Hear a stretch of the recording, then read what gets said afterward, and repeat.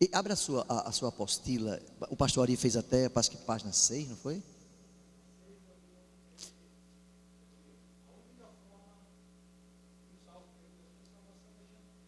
Isso. Pronto, eu vou pegar daí, mas antes eu quero só trazer uma rápida introdução daquilo que reputamos importante sobre a chegada da graça e da verdade como modelo e o meio da manifestação do favor de Deus nas nossas vidas. Daí, nós vamos adiante, eu não vou me demorar muito aqui, mas nós vamos pegar aqui na página 4, a chegada, já encontrou aí na sua apostila? O pastor Ari vai colocar a chegada da graça e da verdade por meio de Jesus. Ok? Se puder algum abençoado ficar lá fora para abrir a porta. Tem alguém na porta lá?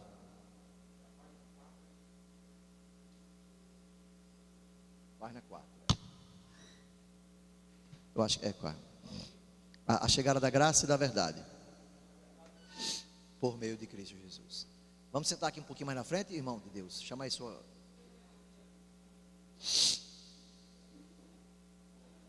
Obrigado.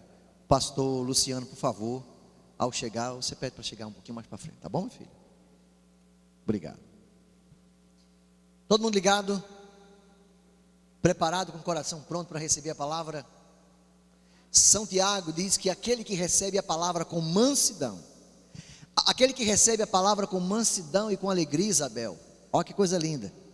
Ele diz que essa pessoa, ela está apta, coisa linda, ela é apta para prosperar em todas as áreas da sua vida. Mas é receber a palavra sem subterfúgios, é receber a palavra sem, sabe, aquela assim, quem está entendendo? Recebe mais desconfiando, recebe mais assim, bem, eu recebo mais, tenho reservas. E diante da palavra de Deus, que nós não podemos ter reservas, nós precisamos nos debruçar diante da palavra e dizer assim: o Senhor, o Espírito fala comigo, Senhor, eu quero ser ensinado. Claro, se tem alguma coisa que às vezes bate com aquilo que você tem crido a sua vida toda, não jogue fora. Depois venha, conversa com o pastor Ari, conversa comigo, e a gente vai conversar um pouquinho sobre isso. Tá bom assim? Conversa com o Jetson, um pouquinho mais de conhecimento do que a maioria. Aí eles vão esclarecer melhor um pouquinho sobre aquilo que foi tema do assunto. Amém? Ungida. Todos sabemos aqui, queridos, que a lei veio por meio de quem? A lei veio por meio de Moisés. O escritor dos Hebreus, ele escreve que a lei veio por Moisés, mas a graça e a verdade vieram por meio de quem?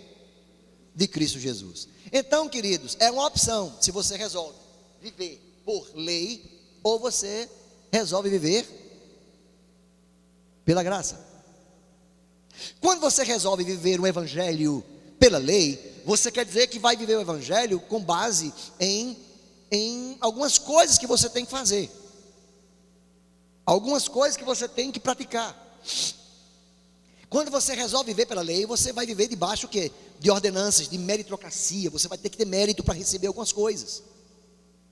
Então você recebe o batismo com o Espírito Santo, não porque foi lhe dado de graça, você recebe porque você realmente fez aquela campanha, você andou direitinho ali, aí porque você cumpriu alguns pré-requisitos, aí você foi lá e recebeu o batismo do Espírito Santo, porque Deus naquele dia quis fazer isso com você, porque afinal de contas você merece.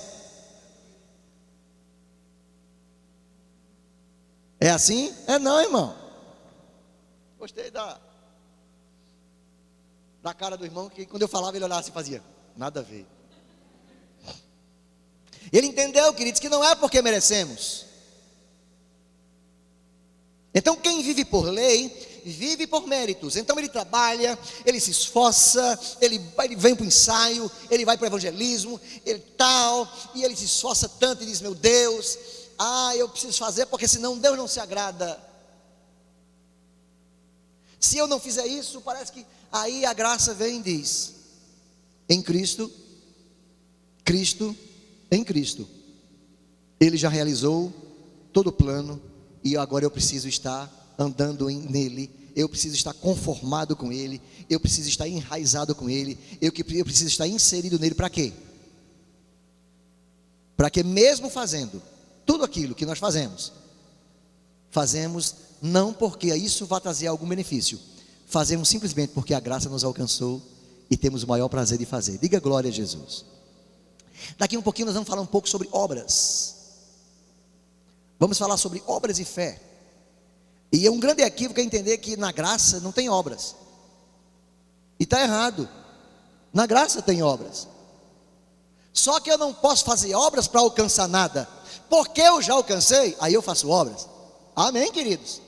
Porque Deus já me amou, porque nós somos habilitados, porque nós já fomos salvos, porque nós já fomos sarados, porque nós já fomos habilitados por Deus para sermos filhos. Aí nós vamos o que, irmãos?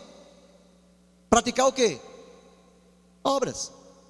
Que obras são essas? As nossas? Não, as obras, boas obras que Deus já preparou. O pastor ele vai colocar Efésios 2:10 e Paulo diz assim em Efésios 2:10 que Deus já nos habilitou para isso. Perceba o que o apóstolo Paulo diz aqui em Efésios 2:10. Porque somos feituras suas, recriados em Cristo Jesus, para fazer o quê? Boas obras. Que boas obras são essas? Aquelas as quais Deus de antemão já preparou. Então olha para você ver, quem preparou a obra foi Deus. Eu só tenho que andar nela. Então agora eu não posso agora me preocupar em querer fazer, habilitar, não, para chegar e alcançar alguma coisa. Eu agora não posso correr e viver uma vida de meritocracia, porque se eu fizer isso, fizer direitinho, o pastor vai me reconhecer. Aí quando chega no final do ano, o pastor não reconhece. E nós pastores sofremos muito nessa área, irmãos, porque tem muitas pessoas na igreja que vivem em lei. Quantas vezes, isso agora mesmo, semana retrasada eu tive uma reunião com uma pessoa na igreja que estava muito entristecida, e eu percebendo que o pastor percebe as suas ovelhas. Irmãos, o pastor quando conhece as suas ovelhas, ele nunca foi pastor, pelo menos daquela pessoa. Ele pode ser pastor de um bocado, menos daquela. Se ele, dentro de uma daquelas, ele não percebe alguma mudança nela, ele não é pastor daquela pessoa. Quem está entendendo? E eu percebendo, aí estava num culto desse, eu chamei, irmão, o que estava vendo? Não, porque chegou o final do ano aqui agora, o Senhor consagrou fulano e ciclano e não me consagrou.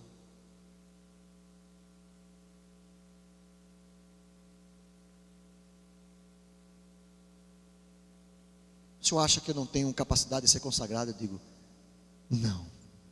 Por quê? Exatamente pelo que você está fazendo. Quem está entendendo, queridos? Mas eu estava fazendo tão direitinho, eu estava chegando, eu estava fazendo, eu estava abrindo igreja, fechando igreja, não perdi um culto. Ele fazendo a obra para quê? Para que fosse um dia reconhecido. Então a obra eu faço não é para ser reconhecido. Quem está entendendo? Eu sou reconhecido, porque eu faço. Mas não vou fazer para ser. Os irmãos percebem a diferença?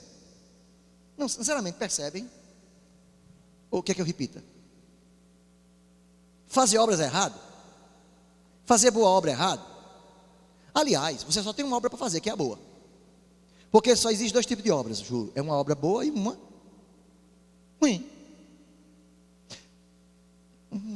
Deixa eu escolher uma pessoa aqui. Elias. Não, ele está com raiva hoje. Deixa eu escolher uma pessoa que está mais simpática hoje. Não, Elias mesmo. Eu sou invocado mesmo, você também é. Elias, se por acaso você sentiu o desejo de me dar um presente, esse relógio, por exemplo.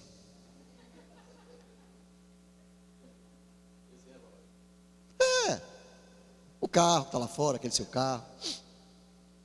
Aquele vontade, aquele desejo. Ai meu Deus. Isso é uma obra boa ou uma obra ruim? Todo mundo menos ele. É uma obra boa, irmão.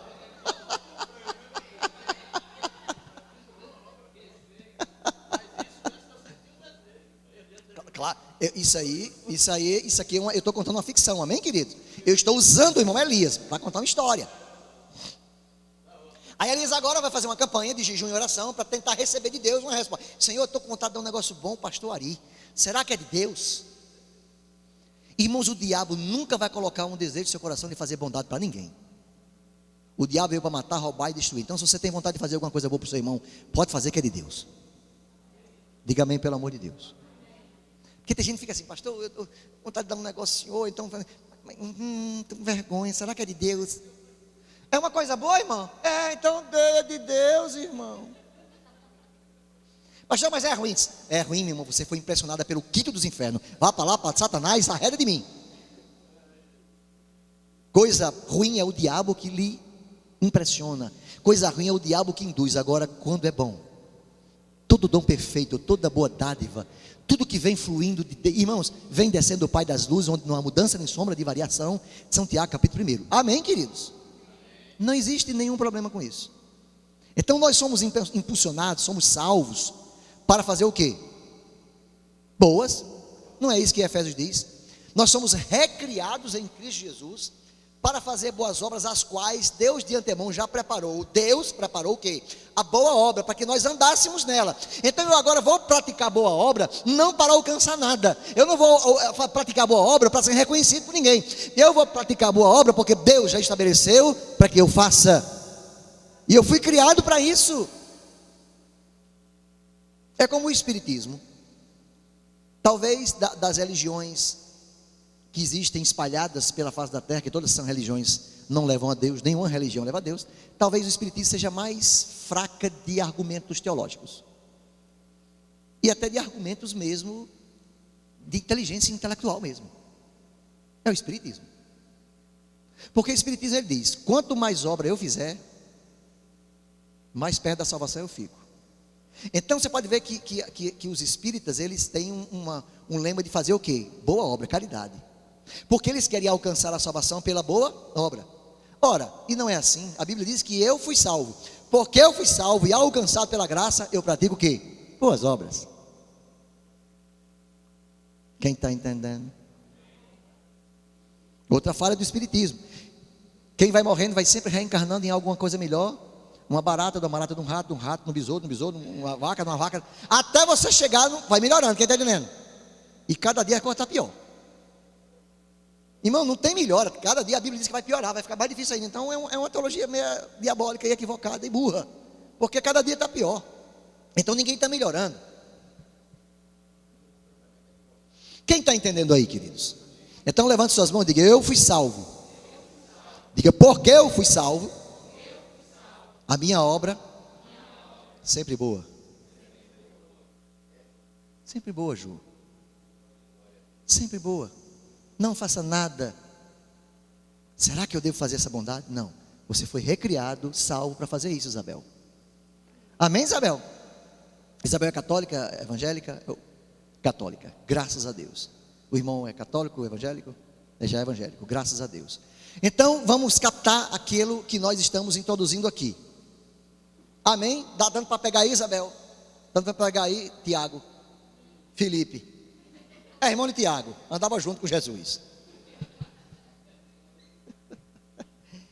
Então Jesus cumpriu, querido, toda a lei.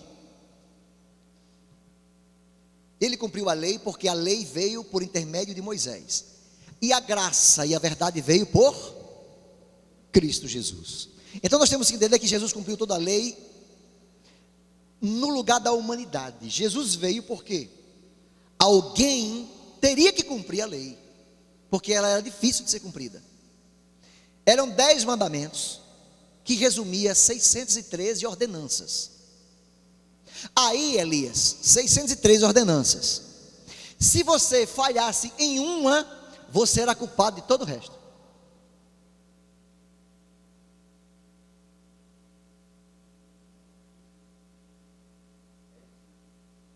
Aí quem? Jesus veio, porque a lei veio por Moisés, para poder cumprir aquela lei, porque era o único capaz de cumprir a lei, porque ele era Deus, ele era perfeito, 100% Deus, 100% homem, gerado em graça e em verdade pelo Espírito Santo, amém, queridos?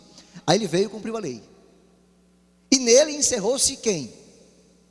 A lei das ordenanças, da meritocracia, a lei do sacrifício para alcançar alguma coisa, a lei para ter que fazer para poder receber. Hoje tudo que nós recebemos e temos, recebemos por meio de Jesus Cristo. Ele nos salva, Ele nos cura, Ele nos batiza, Ele nos transforma, Ele nos liberta, Ele nos prepara, Ele transforma o nosso caráter, e é uma obra exclusivista, é dele, amém, queridos? Aleluia. Então Jesus morre pelos nossos pecados, pelo pecado de toda a humanidade, e ninguém poderia fazer isso, a morte tentou inclusive detê-lo, não conseguiu, e agora, na plenitude dos tempos, em Cristo Jesus, aquele evangelho que foi pré-anunciado por Abraão, chegou até Cristo, em Cristo chegou até mim, e chegou até você, e pela fé nós podemos viver uma vida hoje, totalmente, dependendo da graça de Jesus Cristo, totalmente, é uma obra exclusivista. Todos nós que cremos hoje em Cristo Jesus, cremos que através do seu sangue, o pagamento já foi feito para a nossa justificação, que nós somos aceitos por Deus. Irmãos, domingo na nossa igreja, o pastor Marcos Primolã pregou sobre o amor de Deus, e ele lançou um desafio muito grande para a igreja, e ele disse domingo passado, está no YouTube, depois o pastor ali pode colocar essa mensagem domingo, colocar para a igreja, eu vou colocar no site exclusivo da igreja do MVPM, para que os irmãos possam escutar essa mensagem com muito carinho. E ele disse, Ju, que o desafio que nós temos hoje, sabe qual é, filha? É mudar um pouco os nossos paradigmas, os nossos conceitos que são errados. Quem é que ama a Deus aqui? Quem é que ama a Deus? Amém? Ama mesmo? Com certeza. Ama mesmo? Será que nós conseguimos amar a Deus mesmo, querido? Eu digo uma coisa para você, por mais que você se esforce, você nunca vai conseguir amar a Deus como Ele merece ser amado, nunca, e Deus sabe disso. A Bíblia diz que, Paulo escrevendo aos Efésios, diz que Ele nos vivificou, estando nós mortos nos nossos delitos e pecados, Ele nos amou primeiro. Eu vos escolhi a vós, não fostes vós que me escolhestes. Então a mensagem foi para tentar nos abrir o coração, em vez de nós ficarmos o tempo todo tentar amar a Deus de todas as formas, reconhecer que somos amados por Ele. Em vez de estarmos tentando amar a Deus, convencermos a nós mesmos que nós somos amados dEle. Parece uma coisa fácil, aliás difícil, mas não é. Só um minutinho, em vez de você ficar tentando, Senhor, tu sabe que eu te amo, Senhor, eu amo, aí escorrega aqui. Aí tem dia que você amanhece tão invocado que você não fala nem com Deus. Porque eu não sei você não, mas eu tenho dia que eu me levanto, quando eu vou deitar, eu digo, Jesus, eu esqueci hoje de falar com o Senhor. Ou sou só eu? Que tem dias que a gente corre tantos afazeres, já levantou atrasado e toma aquele café rápido, e trabalha, quando chega em casa de noite, não vai dormir, aí vai falar com Jesus. Eu digo, falar, irmãos, não é aquela oração, obrigado por esse alimento, não, é o momento que aconteceu com Ele. Nos esquecemos disso. Aí a gente agora tem que estar o quê? Correndo para nos convencer como amado nós somos por Ele. Então a nossa oração pode mudar. Como? Pai, graças te dou, porque tu me amas tanto. Pai, obrigado pelo teu amor. Eu não sou merecedor, nem entendo, Senhor. Sabe, eu nem entendo isso, mas eu sou tão amado. Obrigado pelo teu amor. Muda alguma coisa, queridos? Sim ou não? Em vez de estar correndo, tentando achar uma forma de amar a Deus, reconheça que você é amado. E o pastor deu um grande exemplo de duas figuras que andavam com Jesus, João e Pedro. Pedro, em todo o tempo, tentando mostrar a Deus que ele era invocado. Que é isso? Vou trair o senhor nada, que conversa é essa, rapaz? Com o senhor eu vou morrer, eu vou até... E Jesus, Pedro, eu estou dizendo... Aí Jesus, antes que o galo cante, Pedro, tu vai me trair 3 vezes. Eu não. Quem está entendendo, queridos? Todas as vezes, irmãos, Pedro questionava Jesus, porque ele estava baseado em quê? Na sua habilidade. Cada vez que nós tentamos agradar a Deus, irmãos, com as nossas habilidades, nós vamos falhar, porque nós somos falhos. Enquanto Pedro, irmãos, é interessante, sabe o que Pedro fez? De repente, desceu uma nuvem, aquela coisa lá, e aí de repente Pedro estava com Jesus assim, João e Tiago, aquela, porque eles são os mais íntimos, né? Aí de repente apareceu quem? Elias, diz a palavra, né? Moisés, né? Nós conversando com Jesus, aí Pedro olha assim, menino, olha o que Pedro diz a proposta.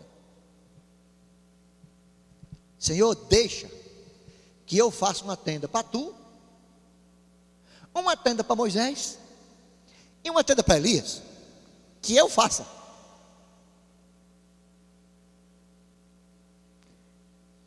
Ele comparou e equiparou Jesus a Elias e a Moisés. Quem está entendendo, queridos? No mérito. Aí, para quebrar a cara de Pedro, mais uma vez, vem uma voz, de repente vem uma nuvem, desce, cobre eles, e uma voz diz: olhe, este aqui é o meu filho amado, eu tenho nele muito prazer. Pronto, acabou com Elias e Moisés. Quem está entendendo, queridos? Pedro queria uma casinha, o resto podia se torar. Abra a porta, por favor. Irmãos, olha aqui, o resto podia se torar. Pedro disse: não, a gente faz uma casinha aqui para tu, Jesus, outra para Moisés, outra para Elias. Pronto, e o resto? Uma casinha para cada um, e o resto se tore. Quem está entendendo? Amém, Isabel? Não é pecado dizer torar não, viu, Isabel? Torar é assim, o resto se exploda. Olha que posição egoísta. Estava tudo bem, ali estava Jesus, estava Moisés, estava Elias. Quem está entendendo, queridos? Pedro tinha essa questão assim, toda, sabe? Vem um cara prender Jesus, um servo chamado Malco, e Pedro pega a espada, dando na cabeça para arrancar a cabeça do cara. Aí o cara faz assim, pega na orelha. Jesus diz: Pedro, que é isso, Pedro? Pare. Ninguém tira a minha vida não, Pedro, eu dou a minha vida. Pegou a orelha, botou no canto do cara e disse: Pedro, se você usa da espada, você vai morrer pela espada. E nessa conversa todinha, ele fazendo uma comparação com quem? Com o discípulo que não confiava na sua força, ele não confiava na sua habilidade. Era aquele servo, chamava João, que ele declinava a cabeça no ombro de Jesus. Diga amém, querido.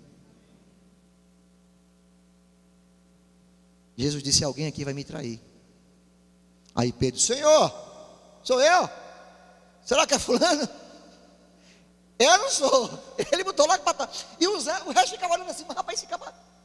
Mas lá fora a gente pega ele. Aí Pedro reclinou a cabeça sobre o peito de Jesus. E a palavra diz que João disse apenas assim: Senhor, quem é? Ele tinha tanta convicção que não era ele, porque ele amava e era amado. Aliás, ele tinha tanta convicção que ele era amado. Irmãos, em todos os textos, em todo o livro do Evangelho de João e nas epístolas, em todo canto, João nunca se refere a ele mesmo assim: discípulo, eu, João. Diz assim: o discípulo que Jesus amava. Diga glória a Jesus. Olha para a pessoa ao seu lado, diga: ei.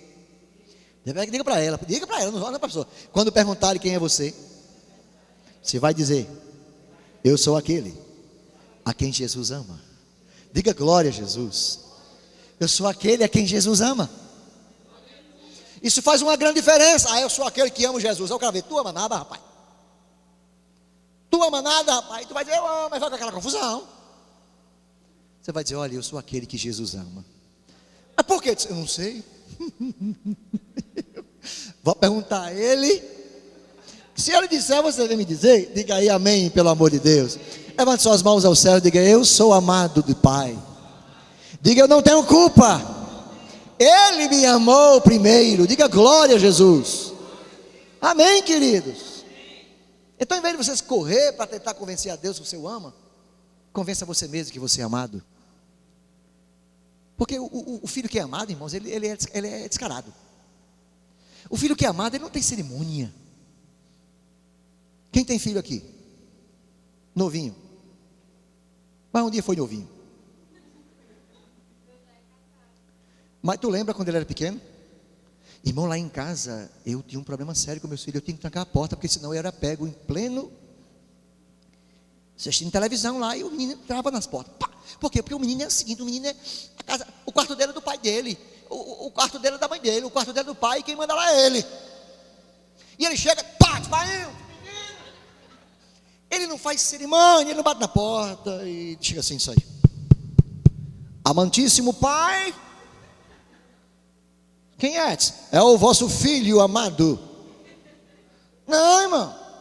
Ele chega e diz, ele entra, por quê? E o pai vai fazer o que com ele? Eu arrancar sua cabeça, eu disse, não, meu, tão lindo, menino, é lindo de papai, porque ele é amado, queridos. É isso que está faltando na maioria dos crentes, a convicção do amor que Deus tem por você. Diga, eu sou amado, eu sou amada. Talvez na terra você nunca tenha sido amado, tenha sido desprezado, traído, mas Deus está dizendo para você hoje à noite, através do seu Espírito, você é muito amada, você é muito amada, não importa o que as pessoas pensam, você é amada de Deus, Ele te ama, irmão. Isso nos consola, isso nos levanta, e nos faz levantar todos os dias. Obrigado, Pai, porque levantou-se a amada do Pai. Aí enche os peitos assim, e saia como a mais amada de Macaíba. Aí as pseudo-amadas que acham que são, diz, mulher, o que é que tu tem? Diz, não sei, eu sou, irmão, eu sou muito amada. Tu, sim. Aí vai querer conversar a sua história, aí você vai contar. Olha, eu sou tão amada, que alguém me substituiu. Eu tinha uma dívida tão grande, e essa pessoa me amou tanto, pagou a minha dívida. Mulher, eu não acredito num negócio desse. Quanto é que tu devia? Disse, sente que eu vou lhe contar o tamanho da minha dívida. Eu estava condenado ao inferno. Eu estava condenado por tudo e todos. Eu não tinha paz e alegria.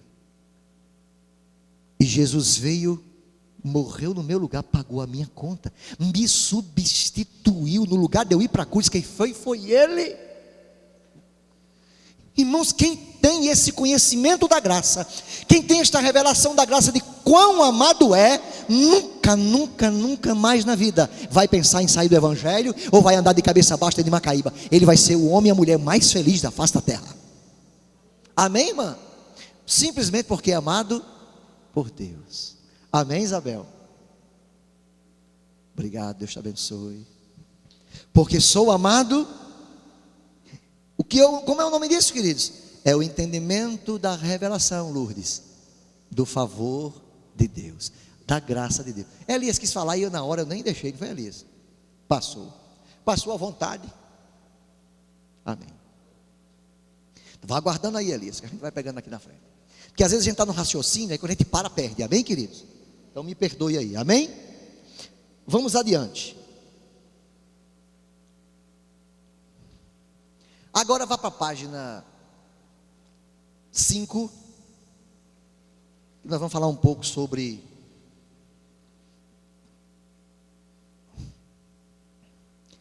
a justiça de Deus revelada em Cristo. E nós vamos falar um pouco sobre as polêmicas que rodeiam a graça. Aqui a maioria é novo convertido, são jovens, que não terão muito problema em entender isso. Mas no meio dos evangélicos existe uma polêmica muito grande em relação à graça e lei. É uma polêmica muito grande. Porque a maioria das pessoas, ou uma grande parte, aliás, vive dependendo do seu mérito. Eles só alcançam algo de Deus se fizer alguma coisa. E nós vamos responder no final da página 5, começar sobre a questão da salvação. Romanos 5,17, a justiça que foi revelada em Deus. Irmãos, a justiça de Deus é um dom. O que é um dom? Não, um presente. Alguém paga para receber um presente? O presente tem preço? Alguém aqui recebe um presente e pergunta quanto foi? É preciso ser muito indiscreto. Você recebe um presente, vixe, mulher, quanto foi? É coisa de mulher, né? Mulher, mas isso é presente. Não, mas porque qualquer coisa eu vou trocar. Já recebe dizendo que vai trocar. Quem está entendendo? Presente não se pergunta, irmãos, quanto foi, porque é presente. presente, um dom é um presente. Romanos 5,17 é a forma de Deus nos aceitar, de fazer justiça e de tornar-se justiça no meu lugar. Então, justiça é um dom, é um presente. Diga amém, queridos. Romanos 5,17 diz o seguinte: porque se pela ofensa de um só, quem é esse um só? Pela ofensa de quem? De quem? De Adão, porque todos morremos em Adão. Todos somos ressuscitados em Cristo, amém, queridos? Então, quando Adão errou, quando Adão pecou, todos pecaram e morreram com ele, sim ou não? Então, pela ofensa de um só, a morte passou a reinar, não só para ele, mas a morte passou a reinar por meio dele. Até aí tudo jóia? Você vai roer seus dedos, depois vai dar nos ossos, viu? Estão nervosas? É um cafezinho? A morte reinou por meio de quem? De Adão. Mas os que receberam a abundância da graça, quantos receberam aqui a abundância da graça? Quantos receberam a salvação que foi oferecida pela graça por meio de Jesus Cristo? Então, os que receberam a abundância da graça e receberam o presente de Deus, o dom de Deus, o que é que acontece com essas pessoas? Reinarão depois que morrer. Ou seja, quando ele morrer, que for para o céu, aí ele vai começar a reinar. É assim? Como é que diz a palavra? Como é que se reina em vida? É com a casa no condomínio. É assumindo um pleito na prefeitura de Macaíba. É tendo um carro do ano 0 bala. É ganhando 50 mil reais por mês. É assim que se reina em vida? Hein, queridos? A abundância da graça e o dom da justiça, que veio por meio de Jesus Cristo, nos permite reinar em vida. Esse reinar em vida, reinar é estar acima da situação em que você está. Não importa se sua situação esteja boa ou ruim, você está acima dela, você pode reinar sobre aquilo, você pode estar por cima daquilo. Aquele momento que você vive não vai deprimir você, aquele momento que você vive não vai roubar a sua esperança, não vai roubar a sua fé. Aquele momento difícil que você vive, você vai estar reinando sobre ele. Ou seja, você está dizendo: eu vou reinar, e eu reino sobre as minhas emoções, eu reino sobre a minha situação, eu posso reinar sobre isso, porque eu recebi a abundância da graça e o dom da justiça, e a palavra diz que eu reinarei em vida por meio de quem? De Jesus Cristo. Irmãos, tudo é por meio, por isso a necessidade de estarmos em Cristo. Se você não está em Cristo, você não pode reinar em vida. Irmãos, quem é que conhece um crente que reina em vida aqui em Macaíba? Ari conhece. Como é que você conhece que ele reina em vida? Porque ele está sempre feliz, é? Não, porque tem dia que você está triste. Porque tem crente, irmãos, que é mentiroso, viu? Você chega para ele e diz: como é que não, irmã? Irmã Lidiane, como é que você vai? A irmã Lidiane está triste, ela faz só vitória. Algum problema, irmã? Não. Está tudo bem. Não está, irmão. Mas como é que ela pode reinar em vida? Mesmo passando por isso, mesmo sem mentir. Falando a verdade. Ju, como é que você está? Passando uma luta muito grande, mas eu quero dizer uma coisa para você. A graça de Deus tem me sustentado. Eu creio que Deus está no controle da minha vida, nessa situação eu não serei envergonhada. Eu estou firme, não sairá da minha boca uma palavra que possa ir de encontro àquilo que Deus já me falou. Faz diferença, irmão? Essa pessoa reina em vida ou não? Quem está entendendo? Mas as nossas emoções sempre nos fazem, irmãos, levar para um extremo ou outro. Ou você mente dizendo: só vitória. Ou então, do outro lado, você murmura, diz: meu irmão, é o seguinte, eu acho que Deus não me ama. Ou então é o seguinte: eu sou mole demais. Pensa numa mulher azarada. Tudo acontece comigo, irmã. Vai cair um coco ali. O coco vai aguardar eu passar. O coco só vai cair quando eu passar, irmã, acredita? Vai de um extremo a outro, sabe? Quem está entendendo? Mas o crente que é fundamentado nesta palavra, que depende da graça, ele reina em vida. Ele por quê? Porque ele entende que a situação ela passa, mas ela tem um controle da situação. Diga glória a Jesus. Caim não quis matar Abel, sim ou não? Será que Deus não avisou a Caim? Avisou ou não avisou? Caim já gerava no coração dele: vamos matar Abel, quer passar. Ofereceu um negócio aí, vamos matar Abel, inveja. Aí Deus bate: Caim, por que decaiu o teu semblante? Porque você está abatido. E Abel, e Caim. Caim, está lá em Gênesis, queridos. Eu sei que você está com esse desejo. Deus falou para ele: mas sobre este desejo tu deves dominar. Meu amigo Elias, você já teve alguma vontade de arrancar a cabeça de alguém, Elias? Sim, vontade. Muitas vezes, é meu colega. Hoje eu tive. Mas vontade vem e passa, irmão, tenha calma. Aquilo vem, aquela vontade vem, porque você é humano, você é carnal. Carnal não, você está na carne. Você não foi arrebatado ainda. Aí aquele negócio vem, aí você: Pai, em nome de Jesus, Pai, eu rejeito esse sentimento. Deus, em nome de Jesus, eu sou teu filho, eu sou amado, eu não posso, Pai, deixar que isso crie raiz no meu coração. Eu libero o perdão agora, em nome de Jesus. Aí bota o hino, aí vai cantar. Quem está entendendo? Mas você não consegue cantar, vai chorar, faça qualquer coisa. Tem sabor de mel, tem sabor de mel, canta qualquer coisa. Diga, meu filho, diga, meu filho. Eu sou o cabarrinho, diga aí.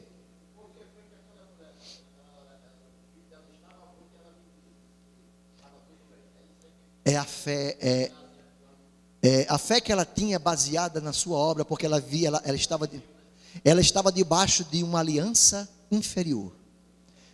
Pronto. E outra coisa, ela não tinha satisfação a dar a ninguém. Mentiu para mim e para você. Mas ela falou a verdade. Quando ela tinha plena convicção que o filho dela estava naquela situação, mas estava tudo bem, que ela tinha convicção que quando ela chegasse no profeta, ele ia resolver a situação. Diga glória a Jesus. Ela disse: não, está tudo bem. Aí chegou lá e disse: ei. Aí Geazi chegou e disse: e aí? Ele disse: não é com você não, meu negócio é com o profeta. Quem está entendendo, querido? É claro. Mas me diga uma coisa: porque ela mentiu, eu vou mentir? Posso fazer disso uma doutrina? Amém, queridos? Na Bíblia tem gente que mente ou não? Eu vou fazer disso uma mentira? Mas eu prefiro pegar o contexto desta mulher, que não tinha nascido de novo, não vivia debaixo de uma aliança, mas quem prometeu o filho para ela? Foi o profeta. Então ela estava dando a resposta, ela queria negócio, era com o profeta. Não. Quando chegou para o profeta, ela derramou-se. Disse: quem pediu um filho a Deus? Eu não fui eu não. Por que você me disse que eu ia ter? Ei, o menino está ali. Dá teu jeito. Eu quero meu filho. Aí Eliseu disse: ah, bom. Foi lá, entrou no quarto, deu o filho para ela de volta. Vive da Silva. Diga glória a Jesus. Amém, queridos? Então nós entendemos, queridos, que a justiça é um dom de Deus. Vamos para o 19, eu estava no 17. Irmão, se você pegar o 18, o 19, o 20, vá para o 18. Nós vamos ler a mesma coisa. O 18, 17, 18. Olha a mesma coisa. Porque assim, por a ofensa de um só, veio o quê? Irmãos, a ofensa veio por um só. Por isso que veio o quê? O juízo. O juízo vem por causa de quê? Da ofensa do homem. Sim ou não? Jesus agora veio e trouxe juízo e trouxe condenação. Aí, por através de Jesus, veio um só ato de quê? Veio um só ato de justiça. Mas veio também o quê? A graça. Aí agora, por causa do ato de justiça e da graça de Jesus Cristo, não vem mais sobre nós nem juízo e nem condenação. Por que veio juízo e condenação? Porque eles estavam mortos em Adão.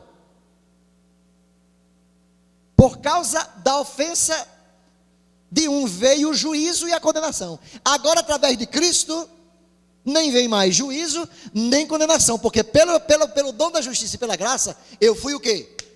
Justificado. Então, na hora que juízo chega e condenação chega, para mim mandar para o inferno, eu disse, parem vocês. Epa. Não, aqui tem graça e justiça. Não cabe aqui nem juízo e nem condenação. Diga glória a Jesus. Levante suas mãos aos céus. Eu digo, nunca mais sofrerei juízo, nem serei condenado. Diga, porque Jesus, pela graça, já me habilitou. Diga glória a Deus. Isabel, entende um pouquinho sobre aquilo que já está disponível para você? Que coisa linda, que coisa perfeita. Teu entendimento de que juízo e condenação não vem mais sobre a igreja. Porque não estamos debaixo da lei, mas sim está aqui. Por meio de um só veio o juízo sobre todos os homens. Veio para a condenação. Assim também, por um ato de justiça que foi através de Jesus Cristo, somos o quê? Justificados. O que é justificado? O que é justificado? Tornado justo. É isso aí, Elias. Eu fui tornado, ou alguém me fez justo. Então eu mesmo não sou justo, diga amém. Agora alguém se fez justo, me substituiu. Aí agora, porque eu estou em Cristo, eu posso andar em justiça. O diabo quer fazer tudo, mas não pode, por quê? Por causa da justiça de Deus revelada em Cristo no meu lugar. Então ele, quando chega, ele bate, ele perde, diz, não posso. 19, mesma coisa. Porque pela desobediência de um só Adão, muitos foram feitos o quê? Então, quem é o pecador? Quem vive na velha natureza de Adão. Então, todos esses são o quê? Isabel, pecadores. Se existe uma pendenga e uma coisa terrível contra a igreja de Jesus Cristo, é essa questão de nós não nos considerarmos pecadores. Porque pecador, pela desobediência de um só, muitos foram feitos pecadores. Então, por causa de Adão, todos os homens pecaram e destituídos foram da glória de Deus. Todos os homens. Vírgula. Assim, pela obediência de muitos. Ou é de um só? Pela obediência de quem? Nós somos feitos o quê? Justo. Então eu sou justo não é por causa da minha justiça. Eu sou justo porque alguém se fez justo no meu lugar. Então nós temos que entender, irmãos, que a nossa justiça e os nossos atos de justiça não são os nossos atos humanos. A nossa justiça é uma justiça que vem de Deus. Então, porque alguém não está em Cristo, ele é considerado o quê? Pecador. Por quê? Porque ele está debaixo de uma natureza adâmica, carnal. Por um só ato de obediência.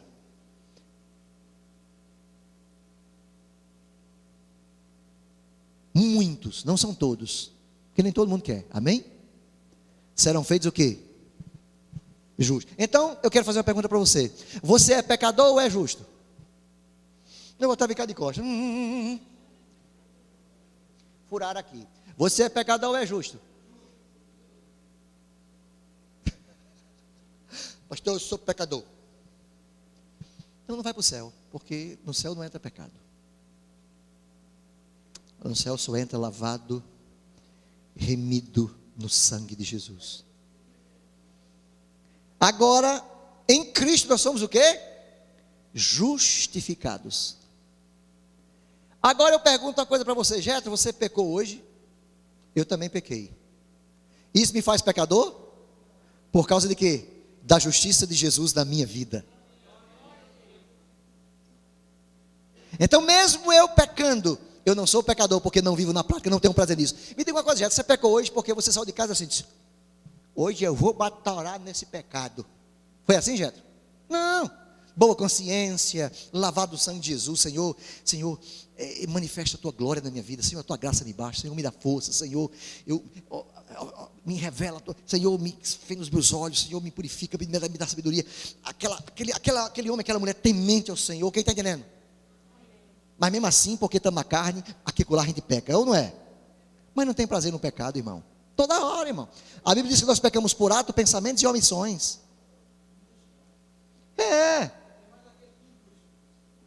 Aí eu digo uma coisa, irmãos, o crente que não tem consciência de justiça é o cara mais infeliz da face da terra. Por quê? Vamos lá. Quem é o crente mais velho aqui? O crente mais velho aqui, quem é? Sim, crente de 10 anos, 20 anos, 30 anos. Sou eu, pronto, eu tenho 51 anos, vou fazer 51 anos, eu tenho 51 anos de crente.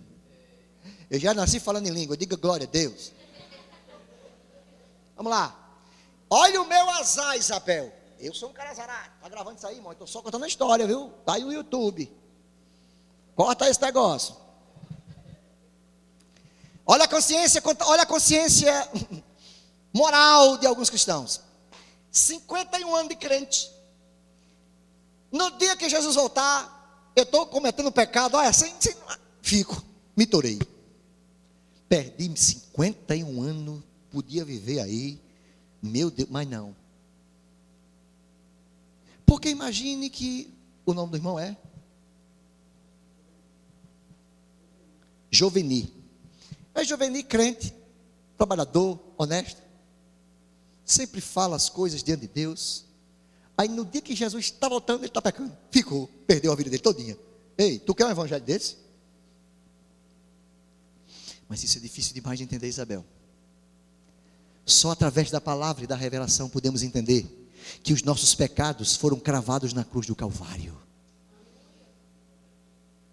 Que eu não tenho prazer no pecado, mesmo eu pecando, Deus não imputa o meu pecado, porque eu não sou pecador e não vivo na prática. Então na hora que eu peco, eita Pai, me perdoe, em nome de Jesus. Irmãos, e se você não tiver tempo de pedir perdão? Pronto, torou de novo. Caiu um avião, pá, explodiu, pronto. Está no céu, por quê? Porque Jesus já levou os meus pecados e cravou na cruz do Calvário. Irmão, se nós vivêssemos pelo nosso mérito, se nós vivêssemos pelos nossos méritos, sabe quem ia para o céu? Ninguém. Quem é que vai para o céu aqui porque é bom? Porque é bonzinho só. Ninguém, irmão. Então, é pela sua bondade ou é pela graça de Deus? Então pronto, irmão, descanse na graça. Relaxe na graça, receba da graça, viva na graça. E nós vamos responder uma pergunta agora, e por que na graça agora eu vou pecar? Não, porque se você vive uma vida de pecado deliberadamente, você nunca teve na graça. Amém?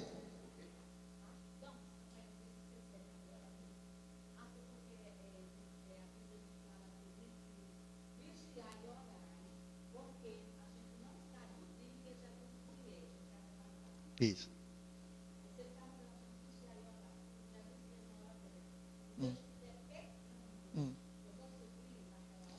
E desde quando a gente não pode, tem que vigiar e orar mesmo, irmão. A gente tem que vigiar e orar. A Bíblia diz para não entrar em tentação, para não cair. Mas a Bíblia manda vigiar e orar. A gente, irmãos, tem que vigiar e orar. A Bíblia diz que nós devemos orar o tempo todo. E vigiar também, assim. Para quê, irmãos?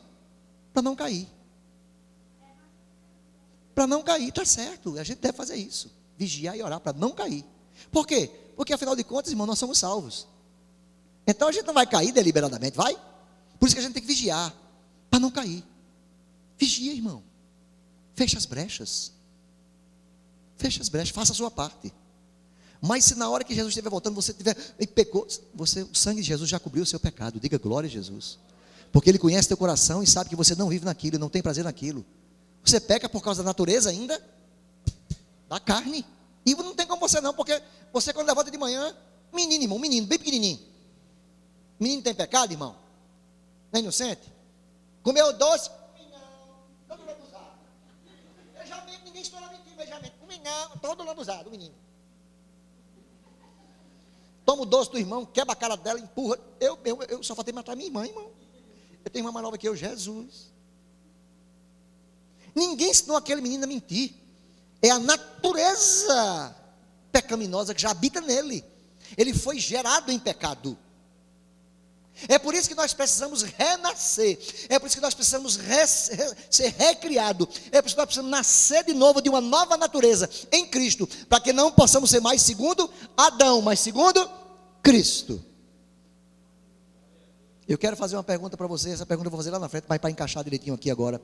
Jesus, quando morreu na cruz, ele morreu para fazer o quê? Perdoar nossos pecados, dentre outras coisas. Amém, queridos? Então Jesus morreu para perdoar os pecados do presente ou do futuro? Hein? Ele morreu há 2000 anos atrás, do passado, presente e futuro. Então vamos mexer agora no futuro. Jesus morreu há quantos anos atrás? 2000. Então, se você crê, Jesus perdoou o pecado dos futuros, sim ou não? O pecado que ali vai para cá semana que vem, Jesus já perdoou? Tem crente que diz que não. Ora, se Jesus morreu há 2000 anos atrás e perdoou o meu pecado hoje, por que ele vai pecar daqui a semana que vem? Tem que Jesus morrer de novo para perdoar da semana que vem?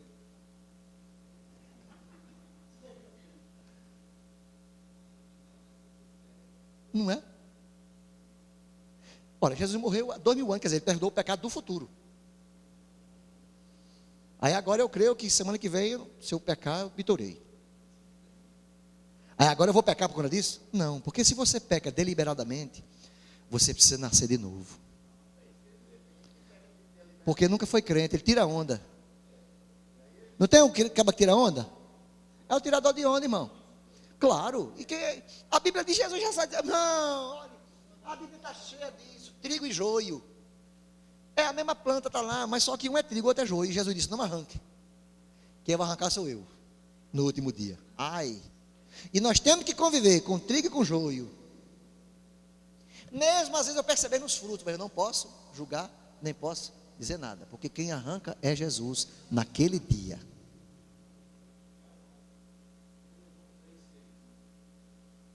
Ó, aquele que está em Cristo, ou permanece nele. Eu gosto da versão que diz, não vive pecando. Porque aquele que peca deliberadamente, aquele que vive pecando, ele nunca conheceu a Deus. Aquele camarada que peca, e a sua consciência, quem está entendendo? Ele peca, mas não peca, porque ele peca mesmo. Ele peca, porque a mente dele está cauterizada, ele não tem o Espírito Santo dentro dele. Acha bom também, porque às vezes tem uns pecadinhos tão bons, né? Tem gente que carrega uns pecadinhos de estimação. Só faz mal a ele mesmo, ninguém a ninguém.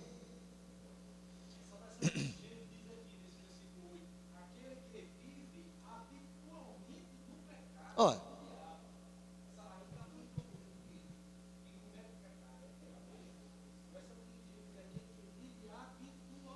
Pronto, é a pessoa que tem um hábito. Hábito é algo que tornou-se diário, cotidiano e prazeroso. É habitual. Pronto, eu gosto de tomar café, meu irmão. Vou agora não. Tomar café. É habitual. Comer feijão. É habitual. É aquilo que eu faço todo dia. Dormir, eu faço todo dia. Levanto todo dia. É algo que é corriqueiro. Então, pecado não faz parte dessas coisas. Agora, quando acontece, como Jesus ensina, diz, agora, se pecardes, tendes um advogado junto ao Pai. Ou seja, você pecando, Senhor, aí ele vai intercedendo por você. Já a gente vai falar nesse negócio aí sobre confissão de pecado. Amém? Aí a Poca vai torcer o rabo aqui, porque, ai Jesus.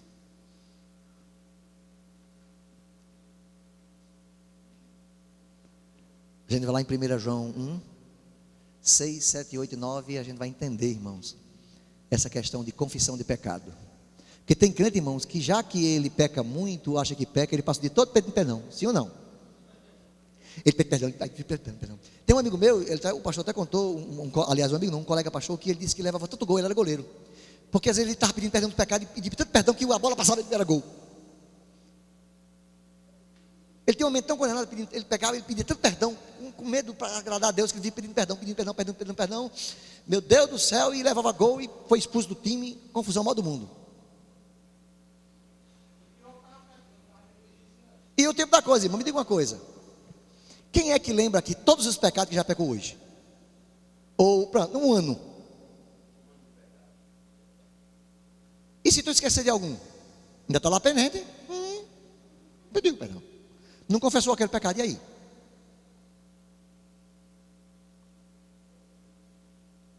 Aí nós vamos entender que quem está em Cristo, queridos, se pedir perdão está errando, não. Mas nós vamos entender que perdão de pecado, essa de confissão de pecado é para o pecador. O justo pode pedir perdão? Pode. Mas mais do que isso, ele vai estar diante de Deus, Pai, graças te dou, porque em Cristo os meus pecados são perdoados. Obrigado pelo perdão dos meus pecados. Ele está muito mais confessando que foi perdoado e que aceitou esse perdão, do que está buscando o pecado que ele não sabe nem que existe. Porque por mais que tentemos descobrir os pecados que a gente já pecou, a gente não vai conseguir descobrir. Aí vai terminar sobrando um bocado de pecado e você vai para o inferno de qualquer jeito. Porque não pedisse de fato, afinal de contas você não confessou. E nós vamos entender 1 João 9, mas partindo do 6, 7 e 8, para que a gente possa entender isso melhor. A gente vai chegar já já. Amém, queridos? Aí tem um 19, é ali. A gente já fez o 19, né? E se você for 20, dá do mesmo jeito. Se você for 20, vai dar do mesmo jeito.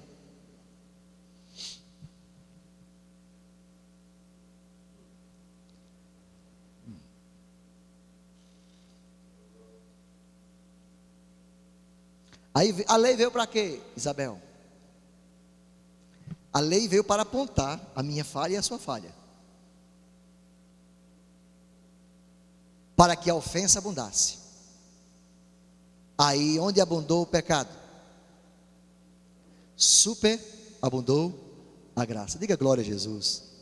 Diga comigo, a graça sobre graça. Diga, a graça sobre a minha vida é muito maior do que os pecados. Diga glória a Jesus. Amém. Que coisa linda, né, irmãos? Final da página 5, polêmicas acerca da graça. Final da página 5.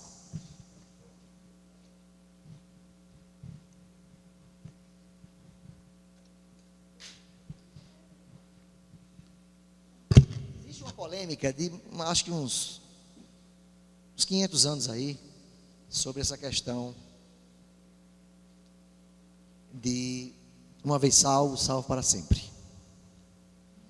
Eu quero fazer uma pergunta aqui para os irmãos. Quantos já se meteram em alguma vez sobre esse tipo de discussão? Uma vez salvo, salvo para sempre. Ou não teve essa oportunidade?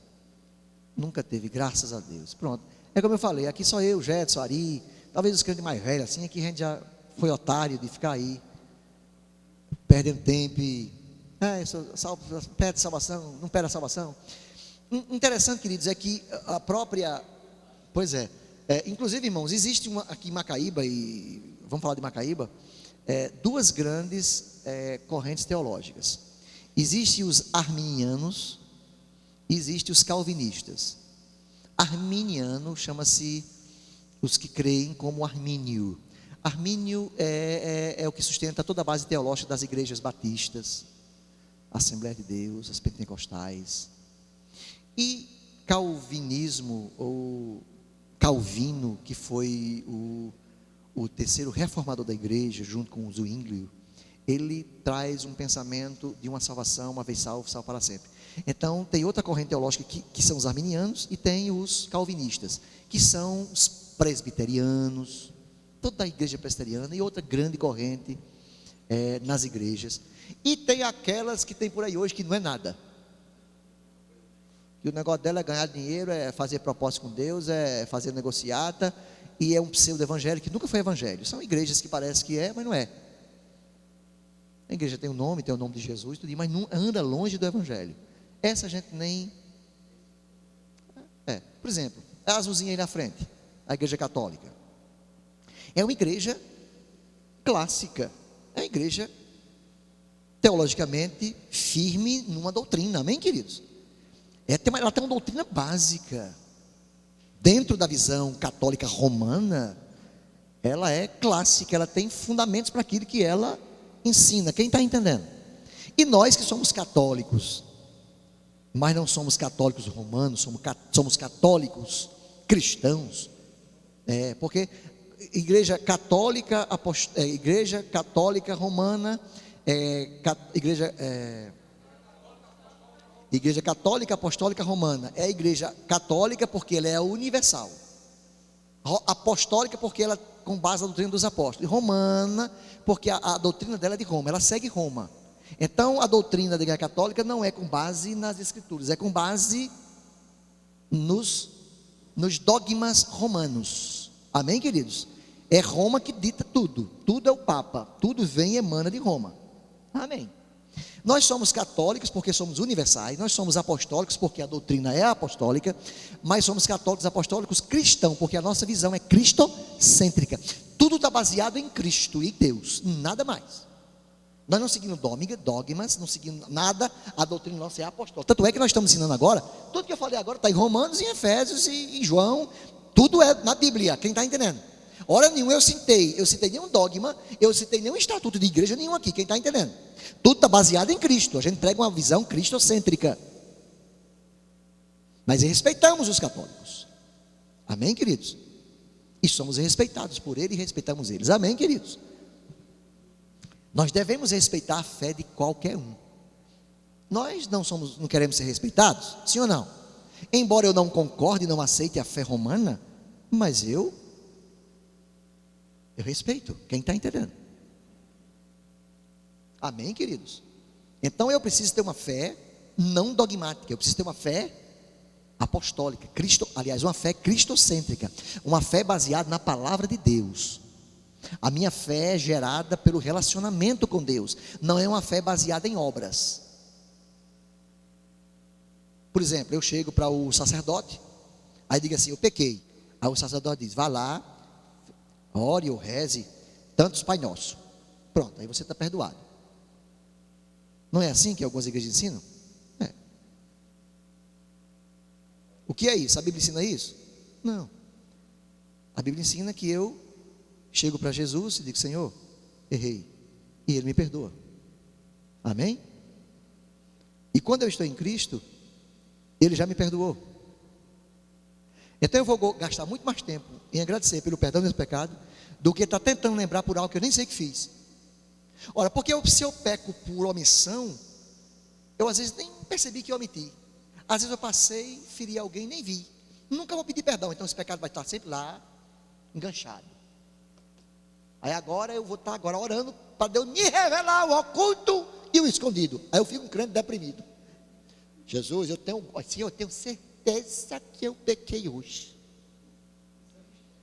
Mistério. Entendeu, Isabel?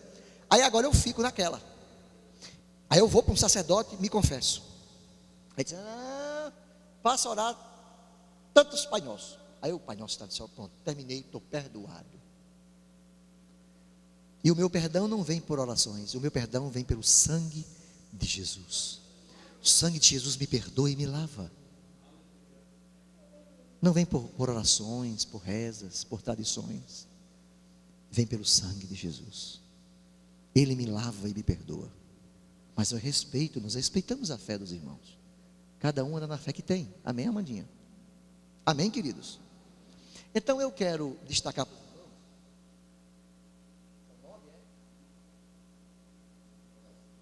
Falta 5, a gente vai terminar 9 e pouco, tá bom? Um quebradinho que eu estou tirando direto. Então, queridos, essa questão de salvação é uma coisa muito relativa, né? Uns creem que são salvos, mas se na hora que ele estiver pecando, ele perde a salvação dele. Ou se porventura pecar, perdeu a salvação. É a famosa salvação pregada com cuspe. Aquela com cuspe que cai assim rápido. Ora você acha que é salvo, no outro dia você, não sou salvo. Aí no outro dia você é salvo, no outro dia você, não, hoje eu não sou salvo. Aquele que camarada que não quer, mas não é. É a salvação fajuta, pregada com... Mas tem a salvação que é formatada no que Jesus realizou. Essa salvação, ela é eterna. Quem crê que a salvação que Deus deu a você, ela é eterna, e você nunca vai perder? Por quê? Porque ele disse que o sacrifício dele foi, e é tão verdade isso que ele morreu há 2000 anos atrás, e ainda hoje tu é salvo. Será que é eterno, irmão? E quando tu morrer, vai continuar sendo eterno. Eterno tem quantos anos? É eterno. Então diga comigo, a minha salvação não vou perder por nada. Diga, pode tirar o PT, botar o PT, eu vou continuar sendo salvo. Cai Lula, cai Dilma, não pode ser, eu vou continuar salvo. E se eu errar, continuo sendo salvo. A minha salvação, ela é eterna. Paulo, quando escreve os Efésios, diz: e nos predestinou. O que é predestinar? É pré-estabelecer um destino. Então, antes de você nascer, ele já tinha te pré-destinado o caminho que você ia seguir, o céu. Diga glória a Jesus. Efésios capítulo 1, diga aí, coloca aí. E nos predestinou. Olha que coisa linda, Efésios capítulo 1.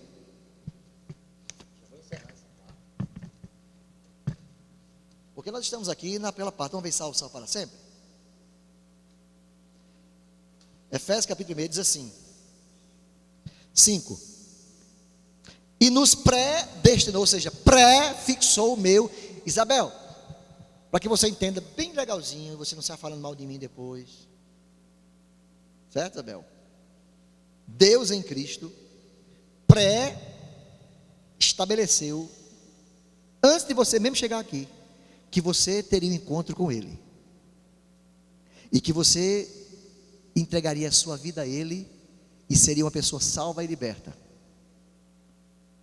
Amém. Menino, vocês estão incrédulos demais hoje. Então, Deus em Cristo predestinou Isabel para a salvação.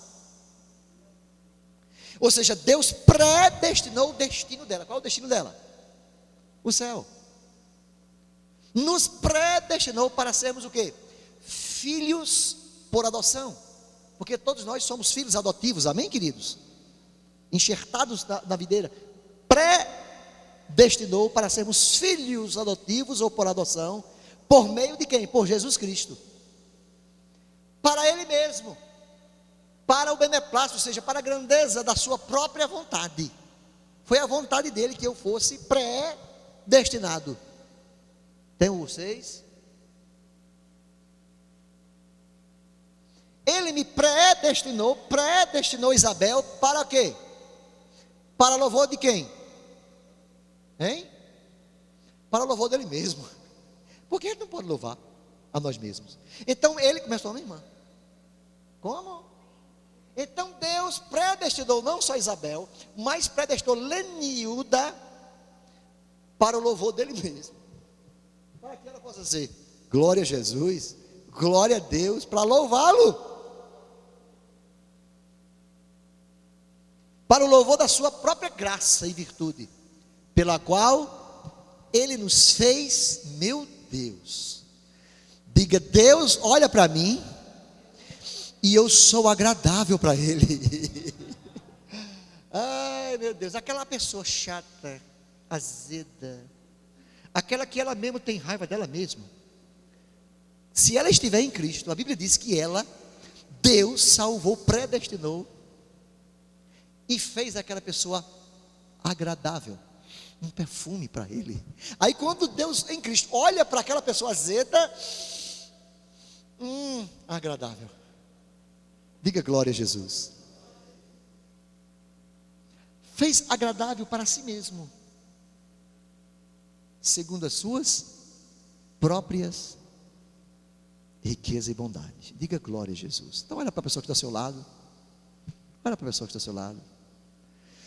Ele disse, não tem nada a ver com isso. Diga, eu sou agradável. Diga, Deus me fez agradável. Aleluia. Coisa linda, né, irmãos? Nós dizemos tantas coisas ao nosso respeito, ao respeito das pessoas. E a gente tem a petulância de chegar e dizer: será que tu vai para o céu? Tu? Duvido. E se ela não tiver convicção, queridos, do que foi predestinado para ela, ela vai se abater. Irmãos, quantas pessoas estão tristes pelas coisas que ouviram a seu respeito, que não iam conseguir, que não eram merecedoras, que não eram dignas. Isabel, terrível. Pessoas que pagam penitências tão grandes, tão graves, para poderem ser merecedoras de alguma coisa. Merecedoras. E nós lemos na palavra, queridos, que Deus nos tornou agradáveis a Ele. Meu Deus. E o que eu tenho que fazer? Hein, irmão? Hein? Diga comigo, eu tenho que crer nisso. Só isso, irmão. Só crer. Se você crê que você é agradável, Ele vai ter cumprido total, sabe, resultado em você. Porque tudo que Ele fez foi para que você cresce. Então o problema da igreja qual é? Não crê. Ele está sempre na dúvida. Ele está sempre, será? Lembra que no Evangelho de João, parece que é João 16, que os discípulos chegaram para Jesus e disseram: Senhor, o que eu posso fazer para te agradar, para fazer as tuas obras? Aí Jesus disse: a obra que você tem que fazer é uma só. Qual é, Senhor? Disse: você tem que crer naquele que Deus enviou, eu, Jesus Cristo. Quem está entendendo? Diga: eu só tenho que crer. Diga: eu creio. Diga: eu creio. Diga 10 vezes: eu creio, eu creio, eu creio, eu creio, eu creio. Eu creio em quê? No que Ele realizou. Então quem crê recebe. E quem não crê, não recebe. Você recebe à medida que você vai crendo. Creu, recebeu. Diga amém, pelo amor de Deus. Então o propósito da salvação, queridos, é para que seja para sempre. Eu fui salvo para sempre. Por quê? Porque é para sempre, porque é um dom. João 10, 28 diz assim, vai lá, Ari, bem rápido, vamos correr agora bem rápido aqui. Por quê? Porque a salvação é um dom. João 10, 28, diz como? Vamos lá, eu vou lendo aqui e os irmãos vão lendo aí. Aí tem as duas versões, a minha e a sua, né? João 10, 28 diz assim, olha o que Jesus diz: eu lhes dou a vida passageira, é isso? Eu lhes dou a vida eterna. Quem é que está dizendo isso, irmãos?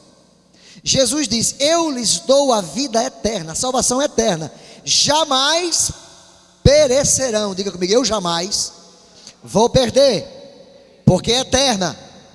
Jesus disse: eu lhe dou a vida eterna, eterna, jamais perecerão, ninguém pode arrebatá-las da minha mão. Jesus está dizendo: ninguém vai roubar aquilo que eu lhe dei. Então relaxe, irmãos, e descanse. A sua salvação foi Jesus que deu, e Ele está dizendo: ninguém vai conseguir arrebatar você da minha mão. Qual é o evangelho que você crê? Aquele que alguém pode tirar você, que você pode perder? Ou aquilo que Jesus está dizendo vale para você? Você tem que crer nisso. Mas como é que você vai crer? Quando você conhece. Como é que irmãos, por isso que fé é um problema, é um negócio complicado para muita gente. Eu vou dizer de novo, olha, presta atenção.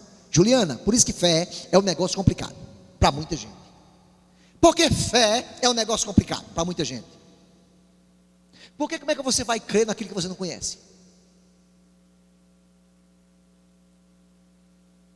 Irmãos, eu quero dizer uma coisa para vocês. Aqui tem pouco mais de 3, 6, 9, 23 pessoas aqui tem hoje? Tem mais, tem 25 pessoas. 25 pessoas. Irmãos, num bojo de 200 mil pessoas de Macaíba, nós temos 0,0,0,0, uma porcentagem mínima daqueles que estão saindo da raia de serem alcançados pelo diabo. São vocês. Como é que isso é possível? Pelo conhecimento que chega ao coração de vocês. Amém, queridos? Fé para vocês vai ser uma coisa natural. Por quê? Porque fé vem pelo conhecimento de Deus. Não é isso que a palavra diz? Não é? Paulo disse a Romanos, ensina isso. Fé vem pelo e ouvir esse ouvir é uma coisa muito, se você pegar no original, esse ouvir é crer, esse ouvir é guardar no coração, esse ouvir é colocar em prática. Então a fé é baseada em conhecimento. Então quanto mais você conhece a Deus pela sua palavra, mais você anda no estilo de vida de Deus. Qual é o estilo de vida de Deus? Fé. Qual é a linguagem que Deus fala? Fé. Como é que Deus se comunica com você, Juliana? Pela fé. Se você não falar a linguagem de Deus, como é que você vai se entender? Por que fé é muito complicado para muita gente? Porque não anda em fé. Porque fé é baseada em quê? Em conhecimento. E vocês, afinal de contas, estão fazendo o que aqui hoje? Conhecendo. Eu não acredito que Isabel tenha vindo para cá hoje para tirar onda da minha cara. Ou para tirar onda da cara de Juliana trouxe ela, foi? Não. Isabel veio hoje à noite aqui com aquela expectativa, não foi? Juliana veio hoje à noite com aquela expectativa. Todos nós viemos com aquela expectativa. Eu vou receber algo de Deus. Deus vai me fortalecer a fé. Eu vou sair daqui melhor do que eu entrei. Convicção disso. Eu tenho certeza que cada um de nós veio aqui, mesmo roendo unha, mesmo comendo os dedos, mas a expectativa foi de receber de Deus. Amém, queridos? A vossa graça é Tainá. Meu nome é Lana, é amiga de Tainá, né? É Lana. Lana aceitou Jesus na última terça-feira, não foi, Lana? Está arrependida? Tá, não. Ela deu o passo mais importante da vida dela. É possível que ela não tenha entendido muita coisa naquele dia, não é verdade, Lana? Se você entendeu algumas coisas, porque nem tudo você entende tudo no primeiro dia, né? Mas ela está aqui. Ela está aqui. Ela está cumprindo o propósito da palavra que diz: correi, permanecei, prossegui em conhecer ao Senhor. E eu quero dizer uma coisa: Deus está fazendo uma obra linda na vida dela. Deus faz uma obra linda naqueles que param para entender a sua voz. Quando paramos e ouvimos a sua voz, a nossa fé começa a funcionar. Por quê? Porque a fé é baseado no relacionamento que eu tenho com Ele. Então um relacionamento, para ser mais eficaz, é preciso haver conhecimento. Eu vou dar um exemplo para os demais irmãos e eu encerro. Sábado que vem na minha casa, na casa pastoral lá em Natal, eu quero convidar. Você tem namorada, filho? Tem não? Então não pode ir. Você tem até sábado para arrumar uma namorada. Vai ter uma reunião na minha casa sábado para namorados, para noivos e para casados. E nós vamos falar sobre conhecimento baseado no diálogo. Eu já postei no Face de... Cadê Maxwell? Foi embora? Eu postei no Face de Maxwell, de Regia Nayara, que estão noivos, né? Tem uns irmãos aqui que estão namorando, eu já andei postando no Diari. Para a gente desenvolver um bom relacionamento interpessoal com o nosso cônjuge. Quem está entendendo? Aí qual é a base para que esse relacionamento seja eficaz? É o sexo? Não é. É o dinheiro que os dois têm? Não é. É a carência que vai ser suprida? Não é. Qual é o sucesso, a base para que esse relacionamento seja maduro, profínquo e eterno até a volta de Jesus? Diálogo, conhecimento. Quem está entendendo? Conhecimento, diálogo. Aí quanto mais eu converso com a doidinha, a doidinha conversa comigo, eu converso com a minha doidinha, a doidinha conversa comigo, eu converso com a minha doidinha, a doidinha conversa comigo, mais eu vou ficando o quê? maduro na minha relação. Por isso, irmãos, o diálogo, por isso a conversa, por isso o conhecimento que nós devemos ter um do outro, vai fazer com que esta relação seja madura e equilibrada. Por que tem muito crente que tem um relacionamento com Deus assim meio avoado? Por quê? Porque não conhece. Como é que você vai crer num negócio que você não conhece? Como é? É preciso conhecer. Quando eu conheço, aí aquilo tem o quê? Substância, tem, sabe, é dura, tem equilíbrio, porque eu conheço. Aí quando alguém chega falando da outra pessoa, eu digo, não é assim não, é porque eu conheço. Quem está entendendo? Então, nós vamos tratar disso. Eu já quero convidar os casais aqui presentes, os namorados, os noivos, para estar conosco lá em Natal. Você está convidada, viu? Lá na nossa... Está convidada também. Juliana, Ju. Amém, Ju? Estava com tanta saudade de você. Fazia tempo que você não aparecia. Nós nos vimos quando? Sábado, não foi? Sua mãe, não foi com sua mãe? Amém? Então, vamos lá. Vamos conhecer. Conhecendo, eu passo a confiar. Quando eu não confio nessa pessoa, é porque eu não conheço. Por que Tainá confia em Jetson? Porque ela conhece. E a base da relação deles não é o sexo, não é o dinheiro, não é a fortuna, não é o status social. Não, o que é, irmãos? É o conhecimento que um tem do outro. Isso fortalece o casal. Diga glória a Jesus. E com Deus, a mesma coisa. Por isso nós estamos aqui, para quê? Para conhecê-lo, porque conhecendo a nossa fé funciona.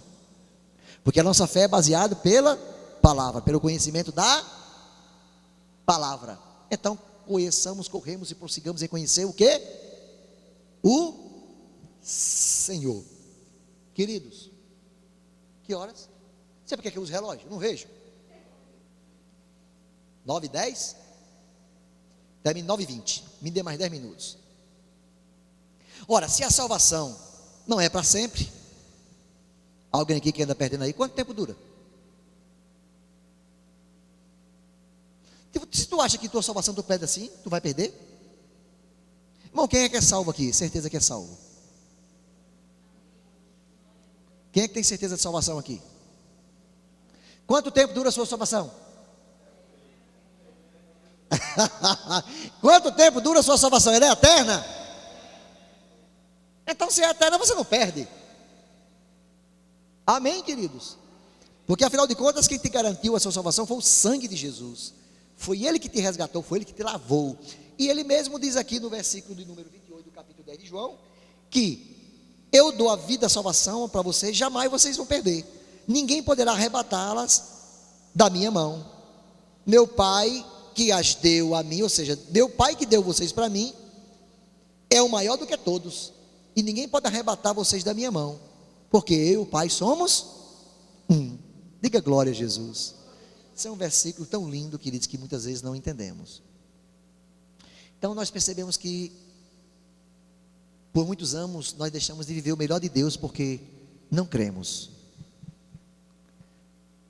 Nós, vou dizer de novo, irmão, pense nesse negócio que eu vou lhe dizer agora, encaixe seus neurônios. Na nossa vida cristã, nós deixamos de usufruir o melhor de Deus porque não cremos. Deus quer te resgatar, te salvar. Deus quer mudar a tua história de uma maneira linda. E Ele só precisa que você creia. Coloque de lado a posição social. Coloque de lado o que vão pensar de você. Coloque de lado o que vão pensar da sua religião. Coloque de lado qualquer coisa. Coloque no centro aquilo que Deus quer realizar na sua vida. E creia nisso. Creia nisso, creia que Deus ele vai realizar uma coisa linda na sua vida a partir do momento que você for crendo. Quando você vai crendo, você recebe. Creu na salvação, você é salvo. Creu na cura, você é curado. Creu na sua vitória, você recebe a vitória. Creu, recebe. Amém, queridos? É assim que a palavra garante. Crie, por isso, falei. E quem crê, fala. É por isso que eu sempre pergunto: quer Jesus? Quero. Fale.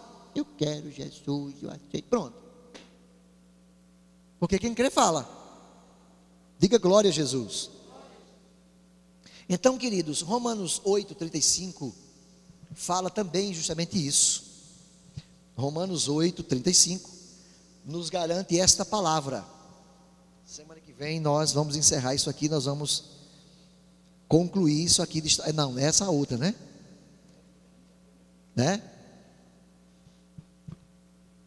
Quem é salvo aqui? Quem é que é salvo eternamente aqui?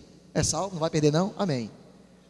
O Romano diz: quem nos separará do amor de Cristo? Ah, pastor, é luta. A luta não vale separar do amor de Cristo. Ah, pastor, o senhor não conhece angústia, perseguição, fome, nudez, perigo, espada.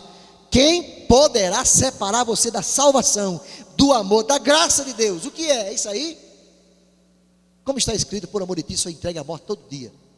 Fomos reputados como ovelhas ao matadouros, fomos humilhados, fomos injuriados. Mas em todas essas coisas somos o quê? Em todas essas coisas nós somos?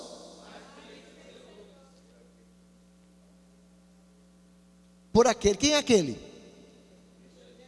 Agora eu pergunto a Juliana.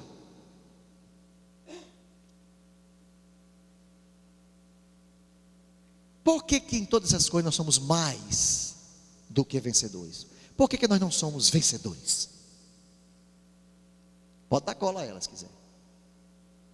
Romanos, Paulo está dizendo, mas em todas essas coisas, ou seja, das angústias, tribulações, das pequenas humilhações, nós somos mais do que vencedores. Por que ele não diz que nós somos vencedores? Nós somos mais. Ou seja, nós somos muito mais do que vencedores. Por quê? Tá quente. Salva de palmas para essa moça aqui. Ela vai dizer no microfone, porque foi uma resposta tão linda, eu me emocionei. Porque não fomos nós que vencemos, foi Cristo que venceu por nós. Então quem é um vencedor? Cristo. Por isso nós somos mais do que vencedores. Cristo já venceu, nós somos muito mais, porque estamos em Cristo. Diga glória a Jesus.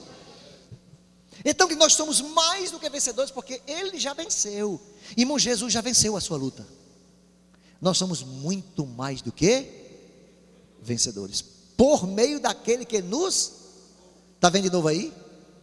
Eu sou muito amado, irmão. É por isso que eu sou tão odiado onde eu passo. Irmão, você sabia que tem um bocado de gente com muita inveja de mim? Como é que um cara com busto desse tamanho, liso, não tem os cabelos que eu tinha? Quando eu olho o cabelo desse rapaz, eu tenho uma inveja dele. Brincadeira, viu, Isabel? Por que, irmãos, nós causamos tanta inveja? Porque a outra pessoa é tão amada quanto eu.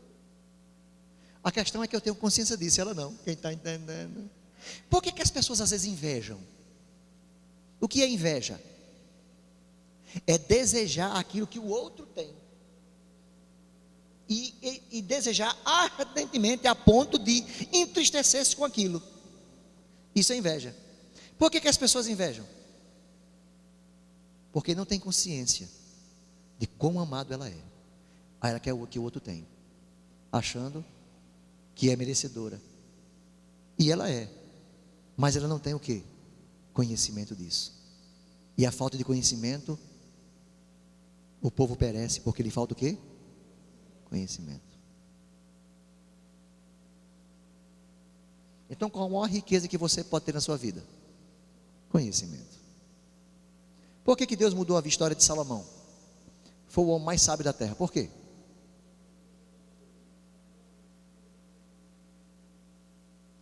Ele olhou assim, Senhor, eu preciso de sabedoria para poder cuidar do teu povo. Quando ele olhou e disse, o teu povo, vai dizer que é o meu povo mesmo. Aí Deus deu o que a ele então? Não. Deus não deu só sabedoria a ele. Deus deu poder e riqueza como ninguém na terra teve. Por causa da sabedoria que ele pediu para cuidar do povo. Então, quando você tem sabedoria, você tem tudo. Porque quem não tem sabedoria, mesmo tendo alguma coisa, perde. Perde. Quando você não tem sabedoria, você não tem conhecimento, você pode ter a maior coisa do mundo, você joga fora. Você pisa, você é lixo para você. Quem não conhece? Quem está entendendo? Quantos foram abençoados nesta noite? Diga, minha salvação é eterna, porque eu sou amado.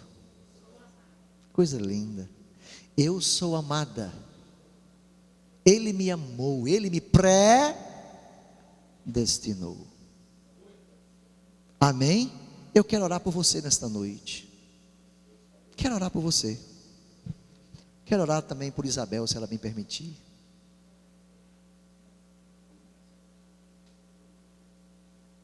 Isabel é tão amada por Deus.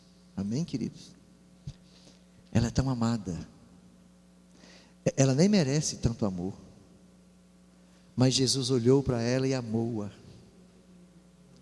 Amou-a ao ponto de entregar-se por ela, de doar-se por ela, de ficar no lugar dela, porque o nosso lugar era a cruz. Aí Jesus nos substituiu. Amém, Isabel? Jesus nos substituiu, ou seja, ele foi crucificado no meu lugar. Eu estava predestinado para ir para o inferno.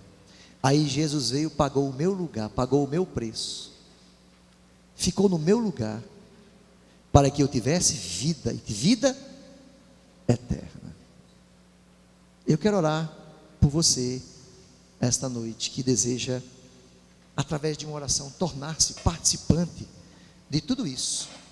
Amém, queridos? E eu quero perguntar a Isabel se ela quer que eu faça essa oração por você. Você vai declarar e convidar Jesus para ser, a partir de hoje, seu salvador pessoal, aquele que vai tomar conta da sua vida de um jeito, todo o seu coração. Não é mudar de religião não, viu? Mesma coisa aqui para esse homem de Deus. Se hoje é a noite que você vai conversar com sua boca a possibilidade de Jesus ser o Senhor da sua vida de uma maneira que você seja totalmente dele, você passa de ser dono daquilo que é seu, ele passa a ser dono de tudo que é seu. Quer fazer isso hoje? Ou quer dar um tempo aí, quem sabe? Espero que não seja. Ei, Isabel, quer que eu ore com você nessa oração? Então vem cá. E Juliana, venha com ela.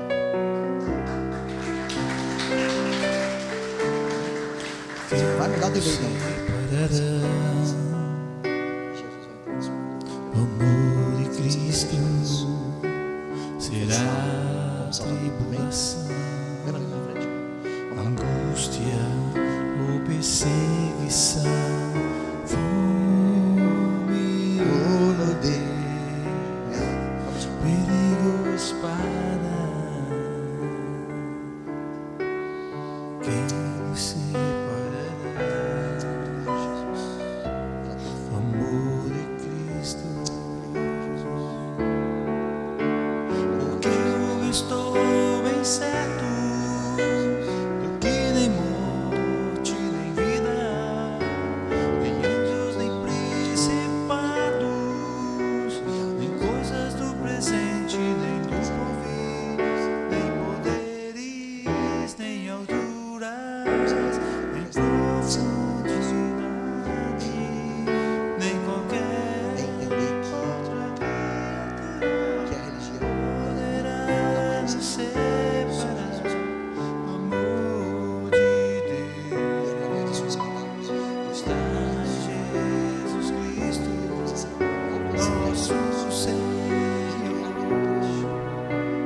Está em Jesus Cristo.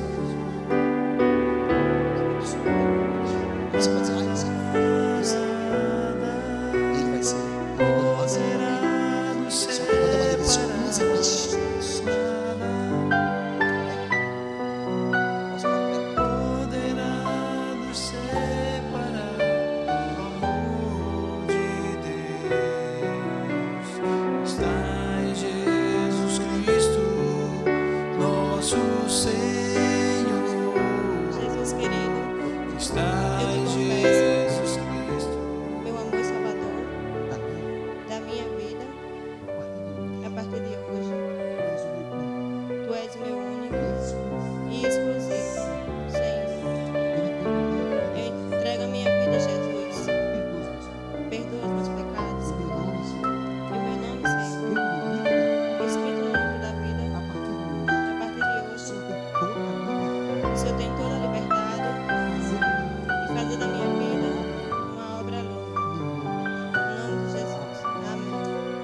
de Isabel agora, em nome de Jesus.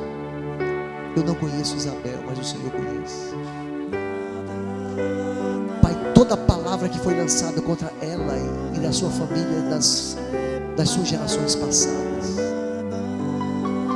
coisas, Senhor, que causaram tantas tristezas, eu coloco por terra em nome de Jesus. Toda maldição, toda palavra maldita, torna-se efeito na vida dela em nome de Jesus. Pai, na vida dela será diferente.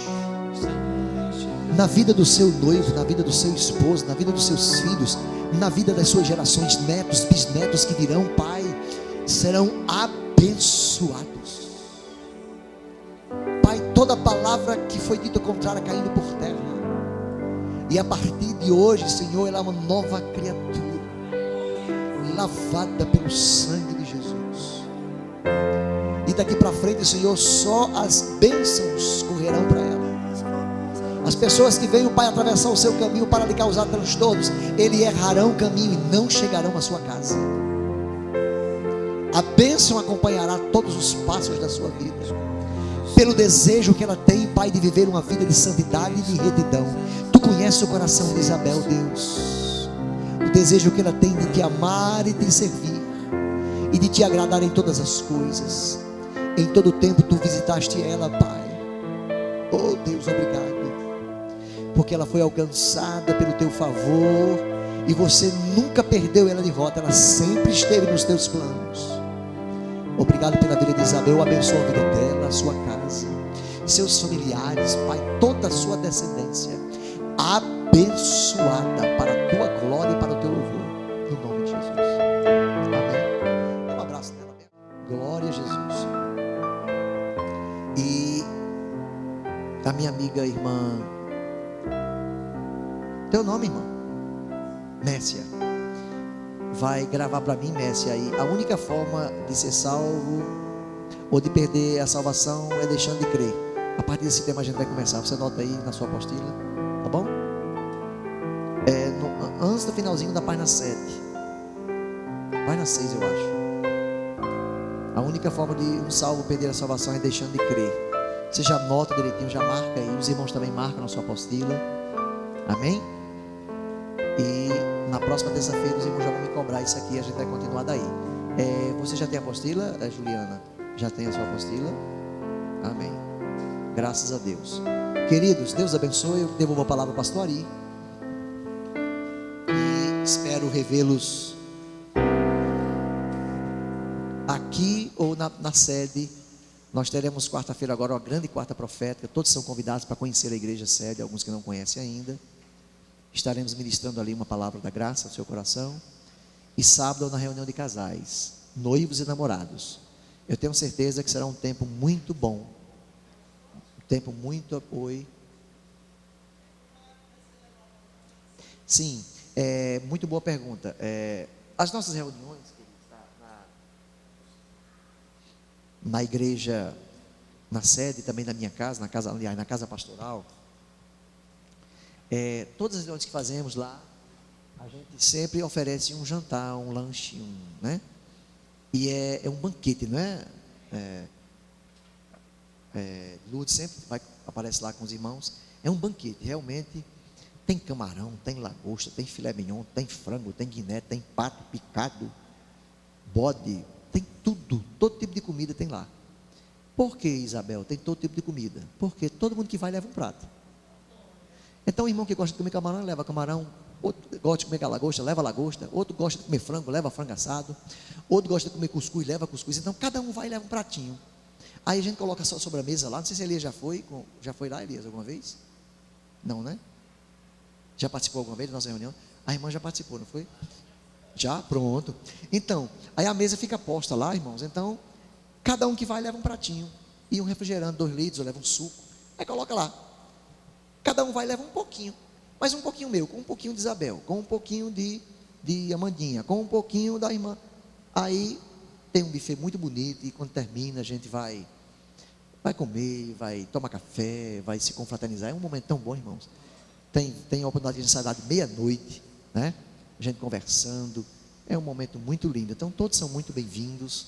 Todos são muito bem-vindos a esse momento, onde a gente compartilha da palavra e, ao mesmo tempo, depois tem um momento de comunhão. Aliás, afinal de contas, igreja é um lugar de comunhão. Amém, queridos?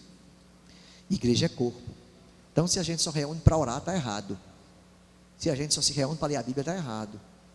Porque o nosso modelo é a igreja apostólica, que foi fundada em Atos dos Apóstolos. E os irmãos, quando vão para a igreja de Atos, vão ver que tudo era comum, né? Tudo era comum a todos. Eles tinham um momento para tudo. Eles tinham um momento para se confraternizar, eles tinham um momento para cuidar das viúvas, eles tinham um momento para comer, tinham um momento para evangelizar, eles tinham um momento para tudo. Então a igreja tem de tudo. Você tem um momento de evangelizar, como tem um momento de ter comunhão também. É o momento do abraço e de trocar as ideias, de conhecer, né? De repente Lana chega, não conhece, aí passa a conhecer a irmã não conhece a Amanda, passa a conhecer, porque vão interagir. São as pessoas mais variadas, tem médico, tem engenheiro, tem professor, tem funcionário público, tem feito eu desempregado, tem todo jeito, né? Tem empresário, tem... Irmãos, diante de Deus nós somos todos iguais. Lá não tem esse negócio, né, de fulano melhor, não, ninguém apresenta ninguém por cargo. Então tem pessoas das mais variadas, igreja é assim, irmãos. Aqui mesmo, nós temos hoje, se a gente for somar aqui, a gente tem todo tipo de gente aqui. Nós temos aqui médicos, nós temos aqui enfermeiro, nós temos advogados, nós temos pastores, nós temos estudantes, comerciantes, funcionários públicos. Igreja é repleta, né, irmãos? É uma multiforme graça de Deus. Mas já de Deus somos todos iguais. E de Deus somos um só povo, amado por Deus, e aqui não existe acepção de pessoas. Não é o seu carro nem a sua posição que vai fazer diferença, mas é o amor de Deus que nos constrange, é o amor de Deus no nosso coração. Amém, queridos? Então que Deus abençoe. Pastor Ari com a palavra, em nome de Jesus.